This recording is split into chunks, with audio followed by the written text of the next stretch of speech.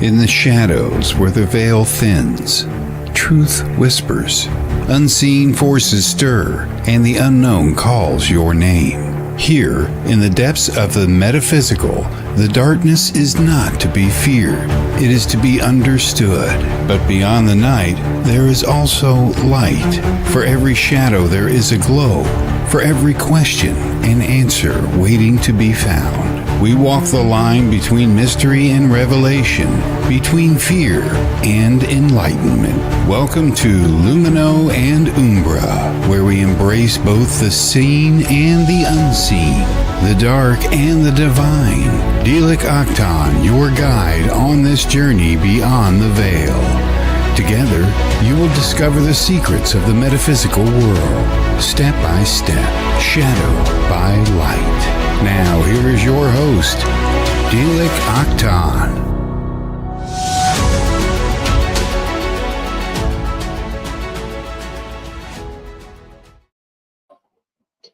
Hello everyone, welcome to my channel Spiritual Nest and welcome to my show Lumino and Umbra. Today we are going to be talking about Saturn, what Saturn is and how actually Saturn is affecting us. Good evening, seekers of the cosmos. Look up tonight. Above the veil of our earthly lights, a silent giant drifts through the velvet void, a ringed monarch, a titan of time and karma, known to us as Saturn. But what if this distant orb is more than just a planet? What if it is a key, a gate, a challenge written in the stars? In the annals of ancient mythology, he was Cronus, the god who devoured his own children, a symbol of time that consumes all things. In Rome, he was Saturnus, the somber agricultural deity, a harbinger of cycles, of harvest and winter, of endings that promise new beginnings. He is the Lord of the Golden Age, a mythical time of peace, but also the stern father who castrated his own father, Uranus. His story is one of painful, necessary transitions. Astrologically, Saturn is the great teacher, the cosmic taskmaster. He rules Capricorn and Aquarius, governing our bones, our teeth, our structure. He is the architect of our reality, demanding discipline, responsibility, and hard work. When Saturn calls, you must answer with maturity. He brings the lessons you've been avoiding, the karmic debts that must be paid. His transits are not easy. They are tests of endurance, moments when the weight of the world seems so settled on your shoulders. Yet, for those who face his trials with courage, he offers the invaluable gifts of wisdom, stability, and lasting achievements. But is Saturn merely a planet, a distant celestial body, or is it something more, a metaphysical construct, a spiritual threshold? Some whispered Gnostic texts and esoteric traditions speak of Saturn as a liminal gatekeeper, a kind of soul trap. They suggest that upon death, the soul must pass through the spheres of the planets. And Saturn, with its immense gravitational and energetic pull, acts as a final test or even a barrier. They say it is here that unprepared souls might be recycled, their memories wiped, and sent back into the cycles of reincarnation, bound by the very laws of time and matter that Saturn represents. Is this a malevolent act or a merciful one? A great purifier ensuring only the most refined consciousness can pass beyond the cosmic veils. This is the dichotomy of Saturn, the light and the shadow. The darkness is his reputation for restriction, for limitation, for the cold hand of fate. He is the shadow of scarcity, the fear of not having enough time, money, or love. He represents isolation, grief, and the harsh realities of old age. Yet in that shadow lies immense power. The light of Saturn is the strength forged in hardship. It is the wisdom gained from experience, the resilience built brick by painful brick. He is the master of manifestation, teaching us that true creation comes from a solid foundation, from hard work, and from an unwavering commitment to our goals. And what of the secrets he keeps? Rare occult teachings hint at Saturn as the keeper of the mysteries of time itself. Not just linear time, but cyclical, spiraling time. In some Hermetic traditions, Saturn is the silent watcher, a cold eye observing the unfolding of all creation. He is linked to the metal lead and to the number 8, representing both infinity and the Ouroboros, the snake eating its tail, a symbol of cyclical return. There are whispers of a connection to the black sun, a philosophical and alchemical concept of a hidden spiritual light within matter itself. Could Saturn, in his deep darkness, be the source of this hidden light? Crucible where the spirit is purified by the fires of reality.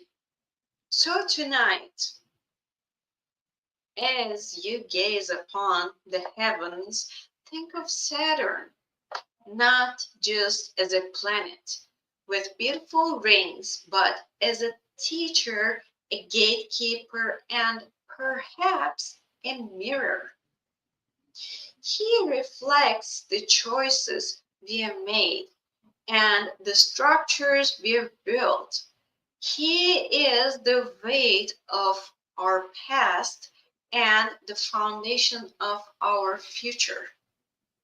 What lessons has he brought to you? And are you ready to face the master of time? Welcome to my show, Lumino and Umbra, everyone. I would like to give you guys this disclaimer before we delve into the fascinating world of Saturn. I want to be clear about a few things. The information shared in this podcast is based on a variety of sources, both verified and unverified, and is presented for informational and entertainment purposes only. It is absolutely not my intention to influence or change your personal beliefs in any way. Your spiritual journey and the conclusions you draw are entirely your own, and you have the sole right to your own judgment and discernment on these topics. Please be aware that I cannot be held responsible for any personal interpretations or comments you may have regarding the subjects discussed. This podcast and any accompanying videos are intended solely for an adult audience for of 18 years or older.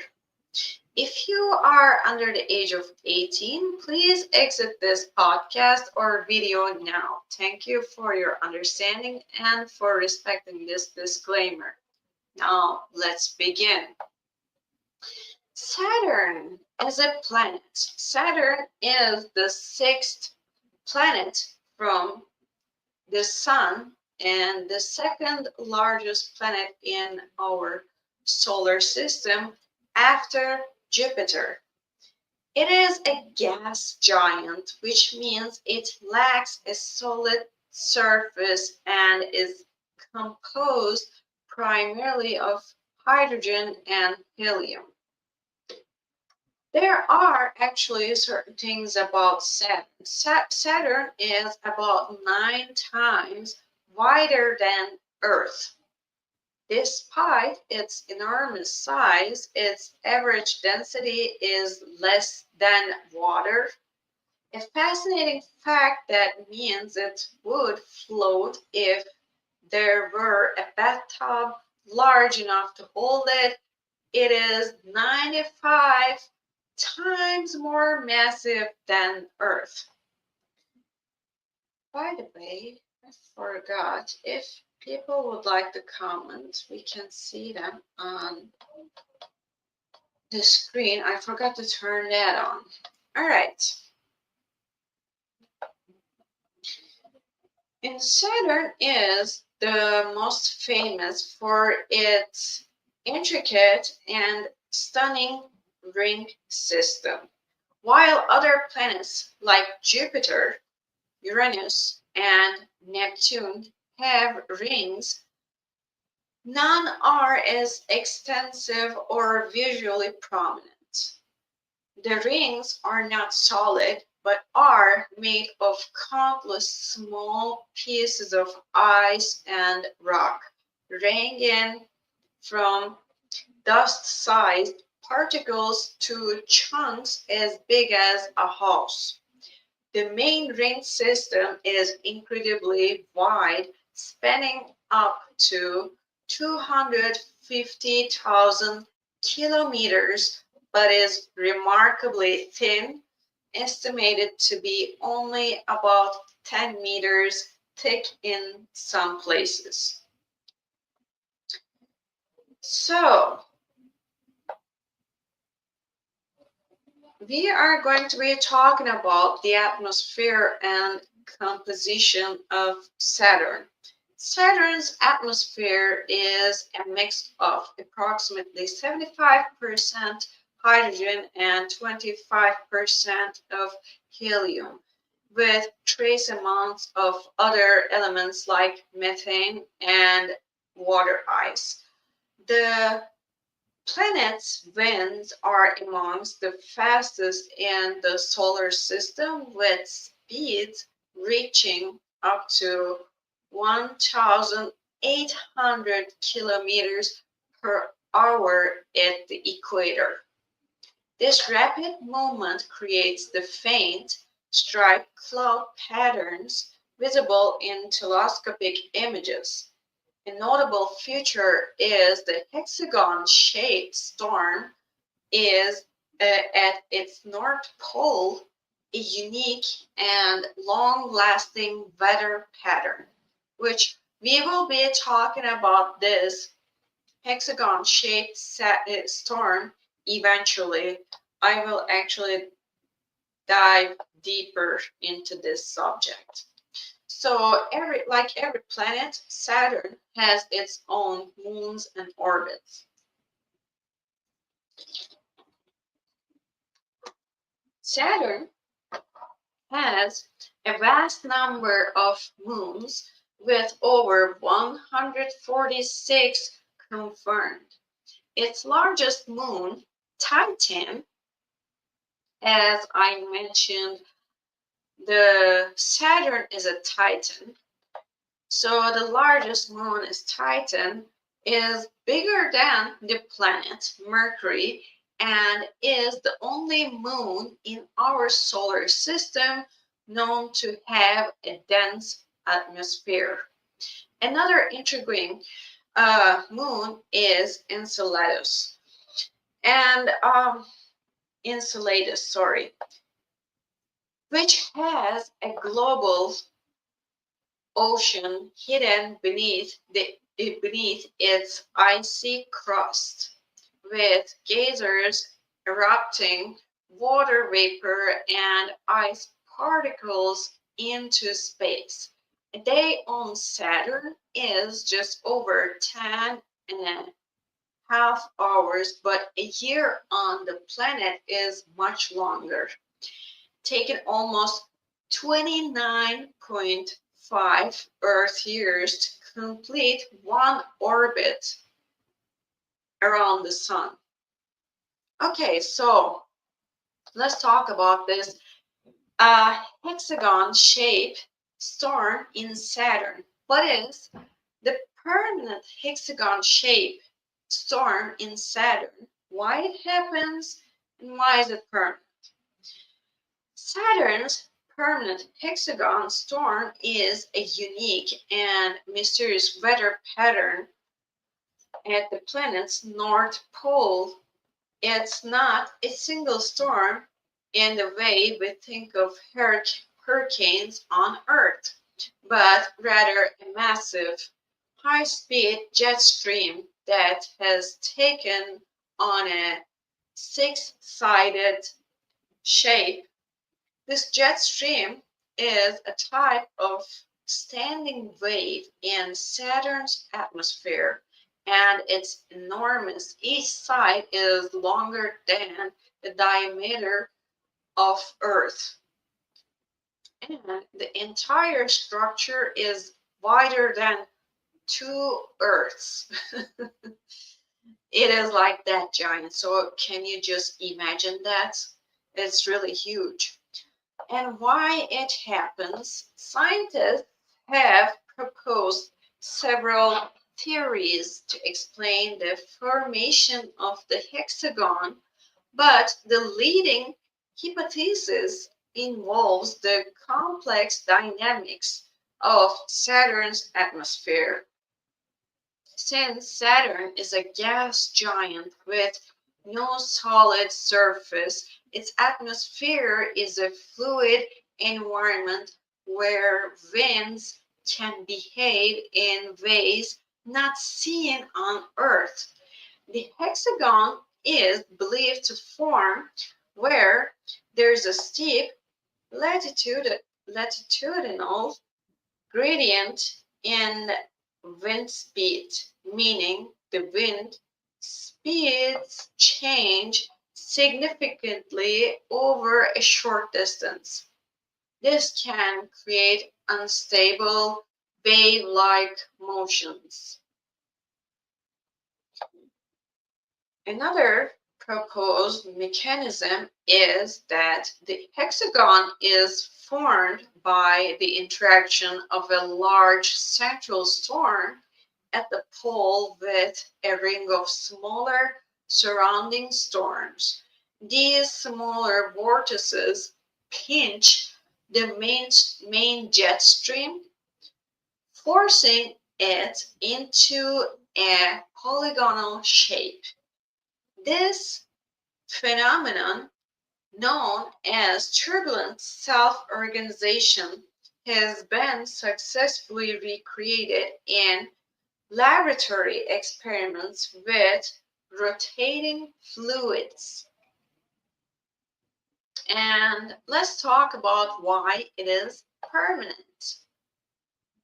Why it is permanent? The permanence of Saturn's hexagon is one of its most baffling characteristics on Earth.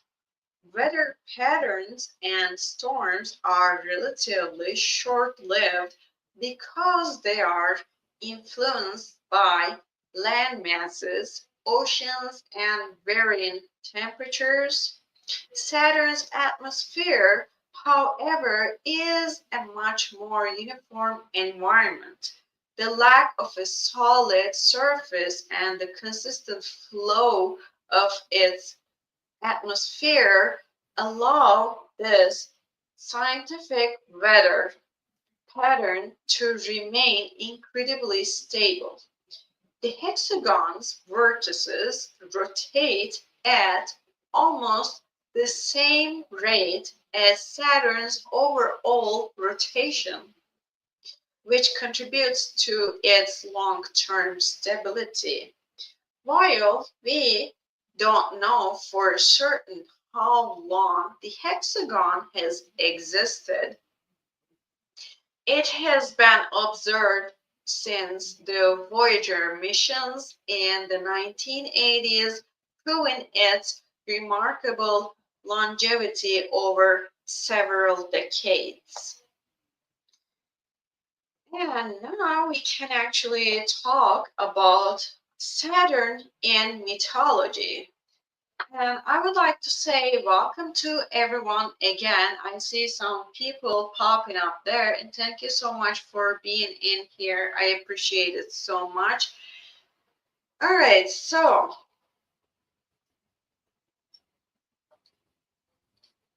Saturn in mythology is actually most likely it's coming from the Greek mythology. In Greek mythology, Cronus, which I would like to put the name. Let's see. Oh, no, not there. Sorry, I needed to edit that one. There is the differences. Okay, so there is Chronos and Chronos. Okay, and that Chronos is actually spelled differently. So we're talking about the Chronos. In Greek mythology, Kronos, also spelled as Kronos, but which is actually like this. I can say that. Here we go. Was the leader and the youngest of the first generation of divine beings known as the Titans. He was the son of Uranus, which is the sky or heaven, and Gaia, okay? The son of Uranus and Gaia. Uranus is the sky or heaven, and Gaia is the earth. His most famous myths involve a story of rebellion and the tragic cycle of father-son conflict. So, actually, the Cronus is dethroning Uranus, which we will talk about that right now. Dethroning Uranus, Cronus's father is Uranus, was a tyrannical ruler who imprisoned his children within the earth because he feared their power. Gaia, the earth, distressed by her children's suffering, appealed to them for help. Cronus was the only one brave enough to act. He ambushed Uranus and, using a sickle given to him by his mother, castrated his father, thus overthrowing him and becoming the king of the cosmos. So this is just the long story short part of the Cronus is actually how he is dethroning the Uranus, which is his father. This is the long story short of the part of the Saturn, which is the Cronus, is dethroning the Uranus. And then the golden age is coming with Saturn. The golden age comes with Saturn. Cronus's reign is often referred as the golden age of humanity. Eight, what the heck, eight? Sorry. It was a time of peace and prosperity where people lived without hardship and the land was abundant. So, another thing that Saturn is also coming up with the cycles, repeating cycles and stuff. The cycle repeats. What does this mean? This means that despite his peaceful rule over mortals, Cronus became paranoid that he would suffer the same fate as his father. He was warned by his parents that one of his own children was destined to overthrow him, just like how he has done it to Uranus, which is his father, right? I have a hair and I cannot catch it. Finally, I caught it. Okay. To prevent this, he swallowed each of his children, which are Hestia, Demeter, Hera, Hades, and Poseidon, as soon as they were born. So he actually became very paranoid, according to this story, this mythology. If you think about it, it's freaking cruel. I mean, you're swallowing your own kids, your own children. The rise of Zeus comes, of course. His wife and sister, Rhea, was heartbroken. When her sixth child, Zeus, was born, she hid him in a cave on the island of Crete and gave Cronus a stone wrapped in swaddling clothes to swallow instead. So,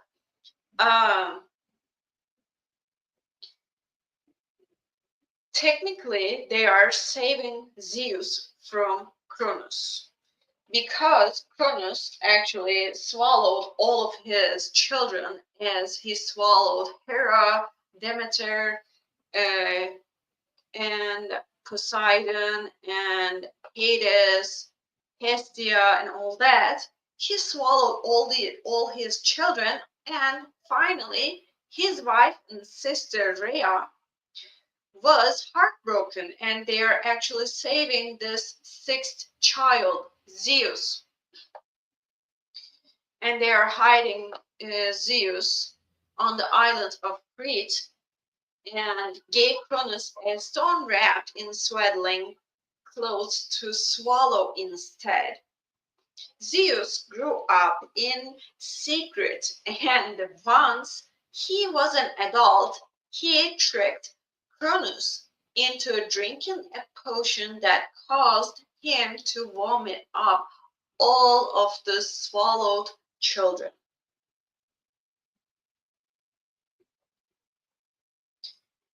With his siblings now freed, of course, the Titanomachy is coming, of course. With his siblings now freed, Zeus led them in a great war against Cronus and the other titans, known as the Titanomachy, either one, however you would like to read it. After a decade-long struggle, the Olympians were victorious and Cronus was imprisoned in Tartarus. Tartarus has existed actually, as we are recently started talking about as Tartaria, okay? And I will write it down in here, Tartarus, and known as Tartaria. They are the same things, trust me on that. So here it is. You can make your own judgment about that as well. And the deepest part of the underworld, the Tartarus, is cold, okay, at that time. It's important to note that Cronus is often conflated with Kronos. Now, the one that I was talking about, the Kronos is actually spelled like this. This Kronos is different than the Kronos that we are talking about earlier that I have showed you guys. So the Kronos, that's Kronos right here, a separate a separate primordial deity who personified time.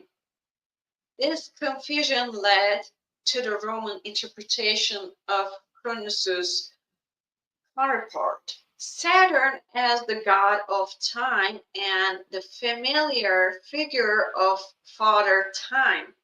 However, in the original Greek myths, Cronus's role was more about cycles of power, agriculture, and the changing of generations. This is the reason why also Saturn is called as a generational planet in the astrology, okay, in the modern astrology, actually. Saturn, the keeper of time, the lord of karma, the gatekeeper of initiation, and in many esoteric traditions, the planetary shadow of humanity. Most people know Saturn in astrology as a planet of restriction, discipline, and karma.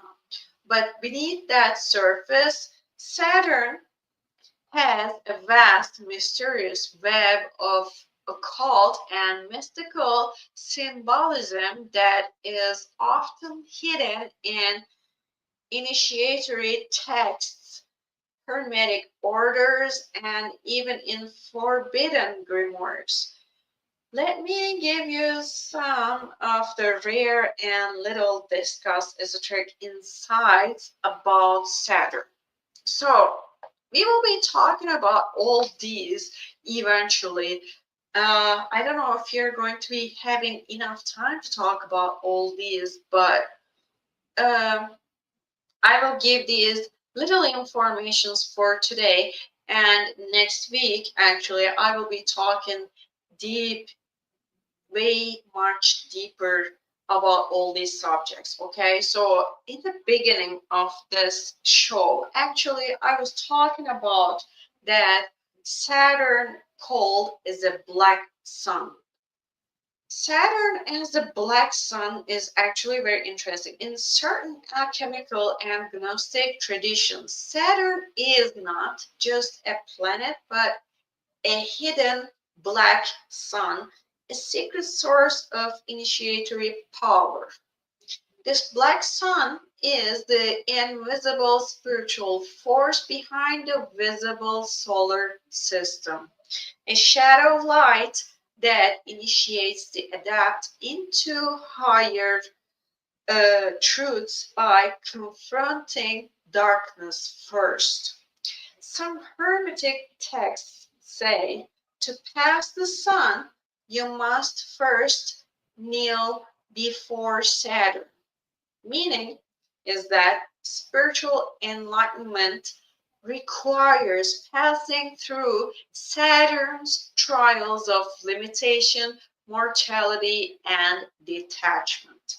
So this black sun theory is coming up with that. This is an esoteric text that it is talking about, but actually in my deeper researches, I have came across with this black sun uh, theory a lot, which actually there's a um, how should I say that? Complete theories about the black sun actually as well. So it's actually going to some um, esoteric occults or the occultic societies. It is related with the black sun and stuff. We're going to come up to that probably next week, okay? So Saturn is the Lord of Time, as you see, the Chronos we are talking about, okay? The Greek Chronos, Saturn, devoured his children esoterically, symbolizing time consuming all manifested things. In Kabbalah, Saturn corresponds to Bina, which is spelled like this.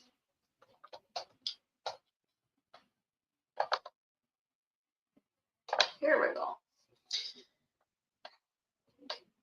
In Kabbalah, Saturn corresponds to Bina, the Great Mother, but also the womb that limits and shapes existence. Bina is where pure energy crystallizes into form. Time itself is Saturn's prison. Occultists teach that Saturn is both the jailer and the key holder. Through discipline and mastery of time, the initiate transcends time. Saturn's esoteric geometry, the hexagon and cube, I wish I could show you guys, but the visual materials that I had, unfortunately, I could not convert the files into the PDF to show you guys because for some reason my computer was acting up since last night. It is trying to update itself and unfortunately it couldn't update anything on it and I'm still working on it, but I paused the updates and now I'm just doing this. After I get done with this show, I will try to keep update itself, the computer, and we will see what is going to happen with all that. Okay, so the hexagon and the cube. Actually, the Saturn is represented by a black cube, okay? And its Saturn's North Pole is a permanent hexagon-shaped storm, which many mystics interpret as a cosmic sigil. The hexagon is the two-dimensional shadow of the cube, the black cube of Saturn, okay? Found in secret societies, esoteric Islam, Jewish mysticism, and even modern corporate logos, which you guys are so much familiar with this black cube. but maybe you guys don't know what it is. Hopefully next week I will be talking about all these as well, and I can show you guys all these black cubes and other um, visual materials that I actually have collected just for this subject. Unfortunately, my computer ditched me. The cube is Saturn's crystallization force. It freezes spirit into matter. So I would like to talk about this part. The cube is Saturn's crystallization force. It freezes spirit into matter. Yet, turning the cube 3D into a hexagram 2D Star of David is the act of liberating spirit from matter. This part is interesting because for some people, and according to my researches, eventually I will be talking about it next week. The cube of this Saturn is actually representing, like, it is freezing spirit into matter, that they say that actually how we humans came on Earth like that, because it's actually caught our spirits, and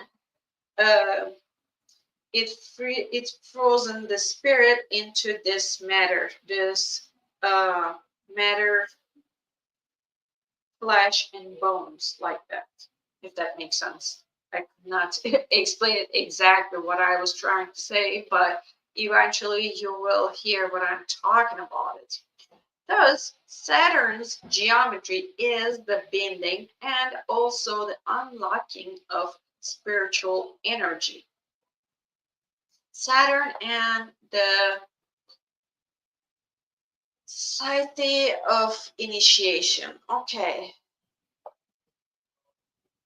I will put this on so you guys can make your own judgment about this. Actually, it is a little different, okay?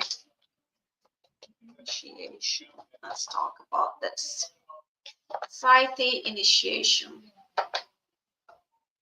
The image of Saturn with a society is not just about death, but also harvesting initiation. The sight is the tool that cuts away illusions and immature growths. So in Saturn, in astrology, the Saturn has this role, as we also see that as well, but it's like how it is the technically bullshit cutter, the illusions, delusions, immatureness, and everything. That's exactly where it is coming from. Now you can understand if you know a little bit about astrology.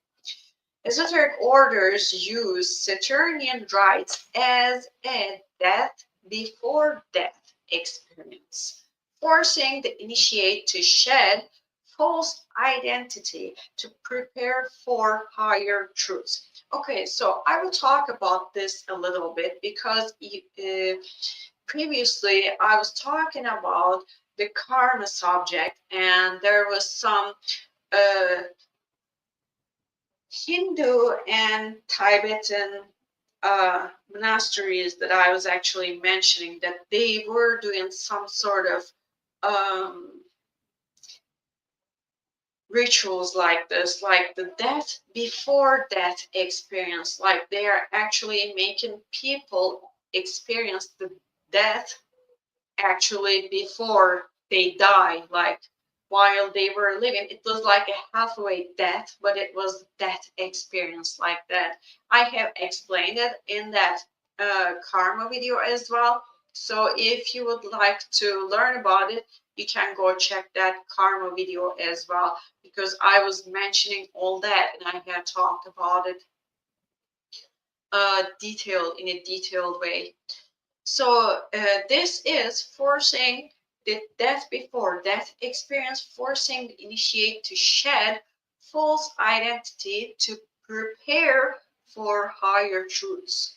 In some old mystery schools, Saturn was called the dweller at the threshold, the entity that tests every soul before they may ascend. It's kind of like the same thing, but there's the differences that you will understand exactly what I'm talking about if you watch the karma video.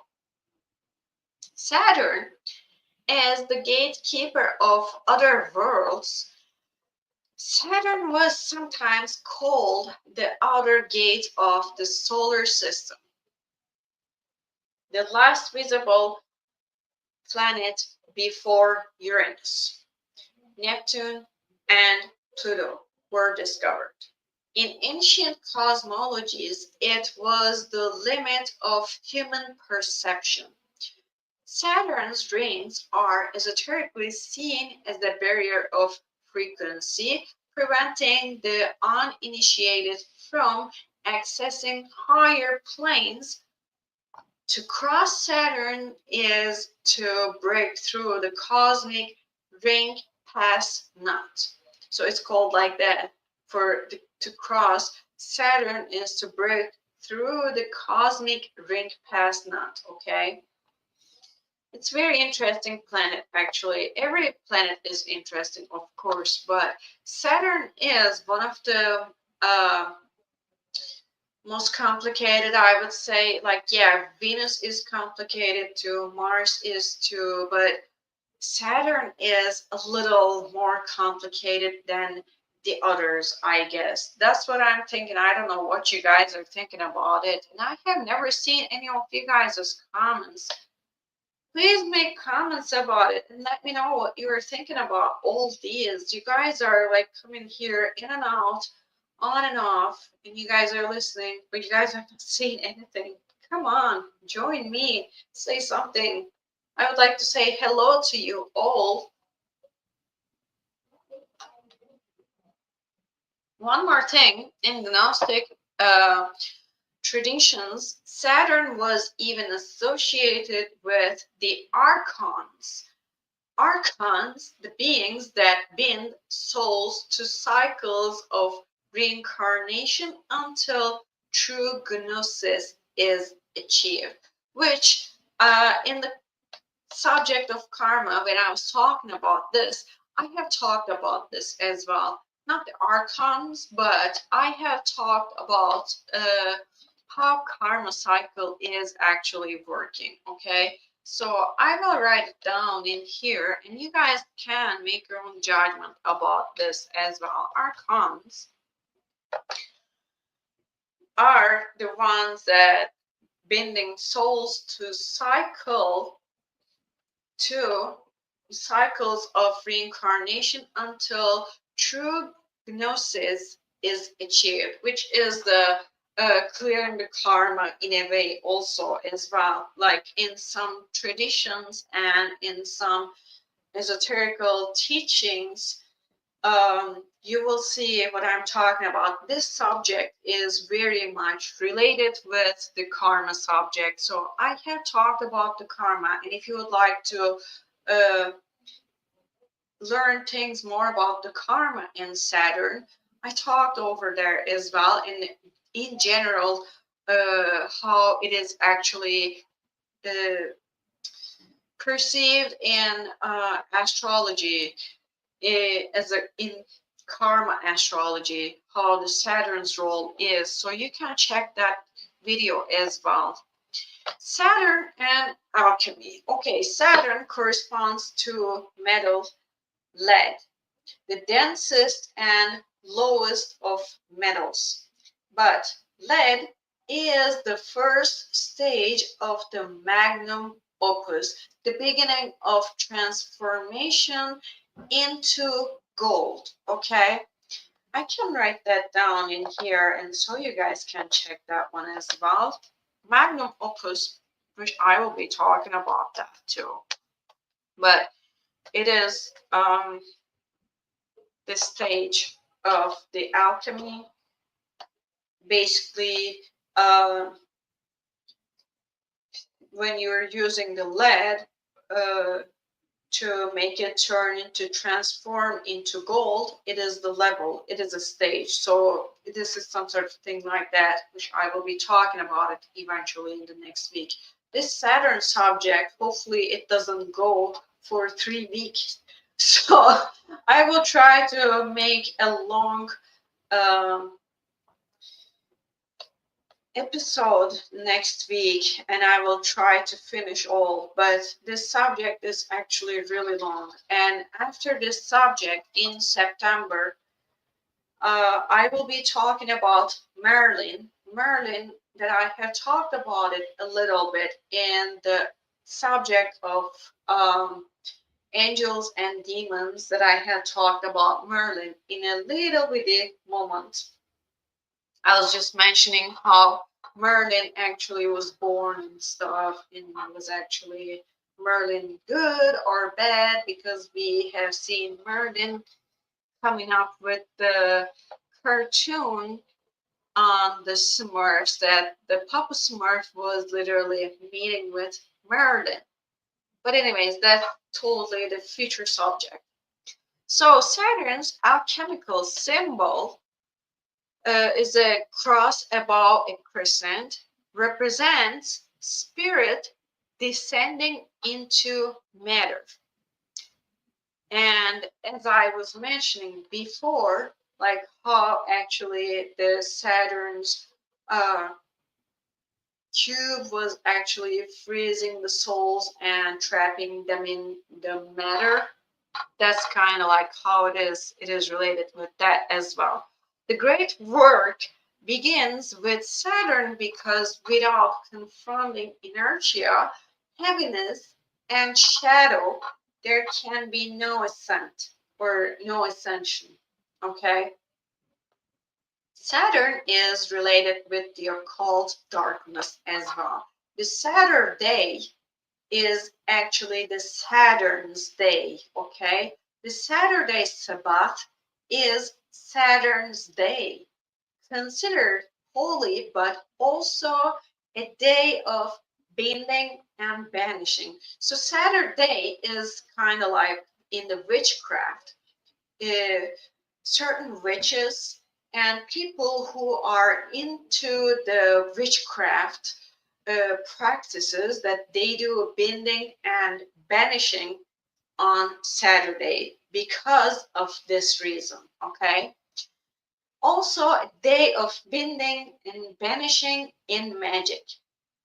Many traditional grimoires suggest Saturn's hour for curses, bindings, and necromancy. Yeah, there's actually Saturn hour too. So planet every planets have their own days and hours, in every 7 days and every 24 hours according to the Earth hours, okay? Yet mystics use the same Saturn hour for the opposite: meditations on detachment, asceticism, and transcending ego. Saturn governs the left pillar of severity in Kabbalah, not evil but strict justice. It teaches through suffering what mercy could not. Okay, it's really interesting subject, as I have mentioned it before. Saturn and the soul's karma is also connected to each other, which I have talked about that in the previous karma subject. So I highly address for you guys to go check that out as well. A lot of things that I have talked about this part on the karma subject, so I'm not going to go over things so much, but I will mention things, long story short, like that. Many occultists say the soul's karma is recorded in Saturn's sphere. This is not something that I was talking about in the karma subject, so that's interesting part of it. In astrology, the Saturn's return is actually every 29.5 years, is the moment when one's karmic debts and lessons resurface. Usually that's why in astrology people say that, oh, when you turn into 30 years old, you're actually becoming this, is because of this reason that they are mentioning that, okay? Some esoteric teachings claim that the lords of karma dwell in Saturn's realm, guarding the soul's record and weighing readiness for liberation. Also, I'm coming to the end of the subject, but I would like to say this. There is a time for the in human life. It is like the 29.5 when you become to the 29.5 years old, which is the 29 and a half years old, okay? When you become 29 and a half years old, you are actually facing with the first karma wave in your human life, I would say. And then the second karma wave is coming at the age around like 58, okay? 58 is 58, 59, around that age again, like that, is the time that definitely people are getting hit by the second wave of karma in their life. And then the third wave of the karma, which is the 87, at the age of 87. And 87 is actually, if you can make it to the age of 87, that's what they say, that actually in some esoterical teachings, that your soul is going to be liberated from those karma and the karma debts like that. There's that like that, but not all the souls can make it to the at the age of 87, okay? Because some people are dying before 87, but some people can make it through the 87 or more. And that's around the time that actually people's all those human souls who actually made it 87 or more ages, that they can actually liberate themselves as well. And Saturn is the keeper of contracts. He enforces the promises, vows, and oaths made by the soul across lifetimes. So in this life, whatever promises, whatever oaths, whatever vows that you do, everything is recorded by Saturn, and it is as the keeper of contracts, also as your soul contract is kept there as well. And another thing is that every promises that you make, doesn't even matter how big or small it is being kept in the Saturn, the contract, in your contract like that. And in your next lifetimes, whatever the promises that you could not make it happen in this lifetime is coming back as your karma in your next lifetime, which I have talked about that in the subject of karma. You can check that video out as well. So long story short, I will get done with the subject soon. Long story short, Saturn is not merely a planet of bad luck, okay, or restriction. It is the shadow teacher, the initiator into truth, the planetary guardian of the threshold.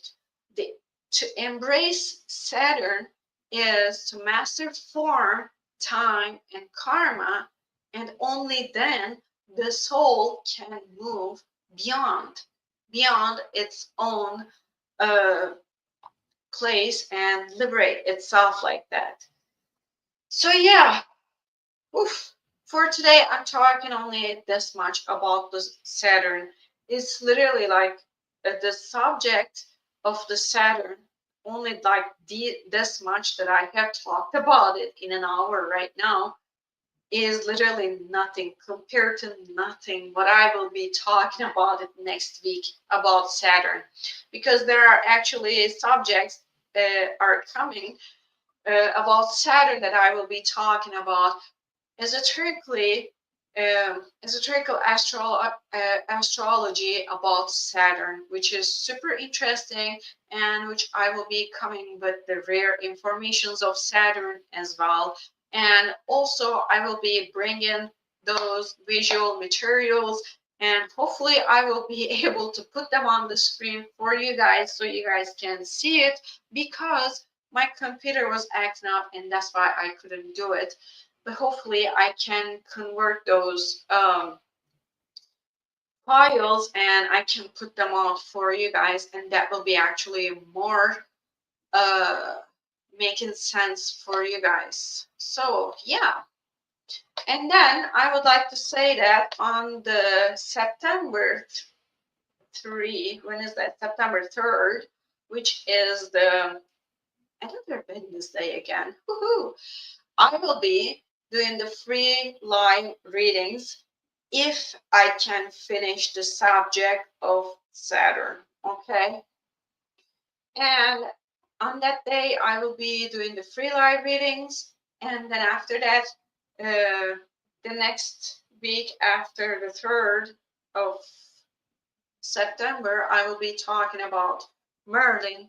Merlin is very interesting character that we all need to know, I guess, because Merlin is popping up during the Smurfs cartoon, and Papa Smurf is actually meeting with Merlin, but the Merlin showed up as someone who is really nice and gentle and magically fixing everything, doing everything, all that.